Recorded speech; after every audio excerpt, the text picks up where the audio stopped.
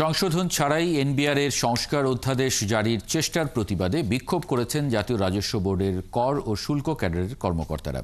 সন্ধ্যায় আগারগাঁওয়ে রাজস্ব ভবনে বিক্ষোভ করেন শতাধিক কর্মকর্তা। এক পর্যায়ে এনবিআর চেয়ারম্যানের কক্ষ অবরুদ্ধ করেন তারা। পরে কর্মকর্তাদের সঙ্গে বৈঠক করেন এনবিআর চেয়ারম্যান আব্দুর রহমান খান। বৈঠকে খসড়া অধ্যাদেশের নানা অসঙ্গতির বিষয়ে আপত্তি তুলে ধরেন কর্মকর্তারা। সংস্কার প্রক্রিয়া নিয়ে এনবিআর চেয়ারম্যান আরেক দফা আলোচনার আশ্বাস দিলে শান্ত হন কর্মকর্তারা। তারা জানান, এনবিআর এর সংস্কারের চলমান উদ্যোগে সহযোগিতা করছে কর ও শুল্ক ক্যাডারের সদস্যরা। তবে দাবি আমলে না নিয়ে রাজস্ব ব্যবস্থায় প্রশাসন ক্যাডারের আধিপত্য বাড়ানোর চেষ্টা করা হচ্ছে বলে অভিযোগ করেন এনবিআর কর্মকর্তারা।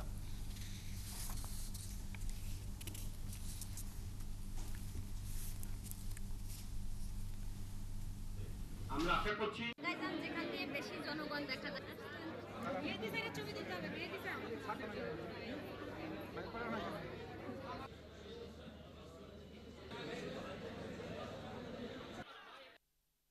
গত 17 বছরে যে সময়টিতে আমরা দেখেছি সেখানেও কিন্তু এই বিষয়টি স্পষ্ট হয়েছে যে বাইরে থেকে যারা আসেন তাদের কারণেই যত রকমের রেভিনিউর এন্টি রেভিনিউ এসআরও হয়েছে, এন্টি রেভিনিউ আইন প্রণয়ন হয়েছে।